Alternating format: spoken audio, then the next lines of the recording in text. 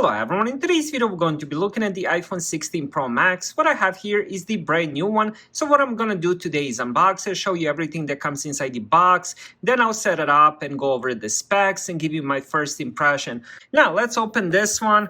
Nothing interesting about the box itself. The box looks pretty much same as any other iPhone except this is much bigger size. What I ended up getting is the one in the natural titanium. Here is how it looks. I wanted to get the white one, to be honest, but they didn't have it in stock. So let's put the phone on the side. Let's see what else we have. We have a little bit of paperwork here. And then we have USB-C to USB-C cable. This is braided cable and it is a really good quality. I'm using it with the 15 Pro. All right, next let's check the phone itself. This one does have the titanium frame. The color itself is definitely different than on the picture. I do like the color of this. So we have big screen. This is 6.9 inches. It is very large. Alright, so I just finished setting up the phone. I also ended up using it for about a day just to get the feel for a bigger phone because I'm coming off 15 Pro and both of those phones are 6.1 inches. This one has 6.9. So let me show you the difference between the two. What I have here is the iPhone 16. As you guys can see, the difference is pretty huge. But when it comes to holding this phone inside the hand, it's not that heavy. It's not that large. They did make the bezels much smaller. So now it only has 92.35% body to screen ratio. I believe the previous one had 89 or something. So they definitely made the bezel so much smaller. So it feels nice holding it inside my hand. I thought it was gonna be too big, too hard to use, especially with one hand, but I love it. It fits inside my hand perfectly.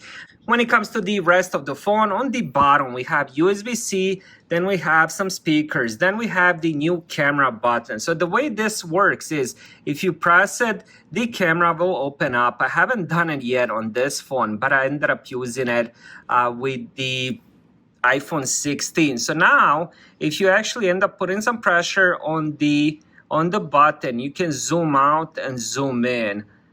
And it works really good. It takes a little bit of time to get used to it. You don't need to actually press the button. You just kind of apply the pressure on it.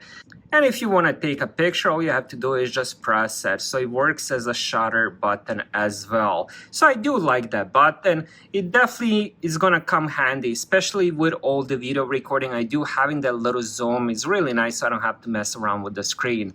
Now, on this side, we have the regular power lock button, and then on this side we have the volume controls, and then we have the, I don't want to say it's a new action button because it was previously on the iPhone 15 Pro and the iPhone 16 Pro Max, but you can actually customize this button. You can use it as a mute, do not disturb, flashlight. There's few other customizations you can do with that.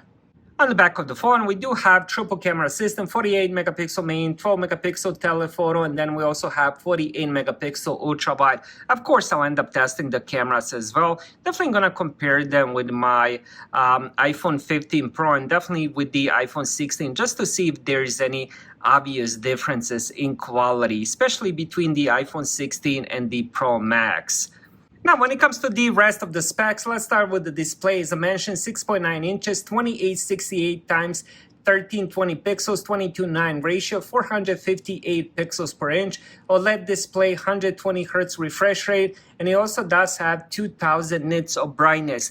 Now, when it comes to the performance, we have the all-new A18 Pro chip, amazing chip, but it only comes with 8 gigabytes of RAM. The reason I say only comes with 8 gigabytes of RAM because the regular iPhone 16 also has 8 gigabytes of RAM. So, you know, considering this is the Pro Max edition, the highest end of the iPhones, I was expecting at least 12 gigabytes of RAM. When it comes to the battery, it does have 4,685 milliamps. So yesterday I ended up activating it probably 24 hours ago, and I believe I had 80% battery life. I ended up using it for a bit. I did the whole restoration and all that, and I have it now on 60%. Now, I'm not using it as my main right now.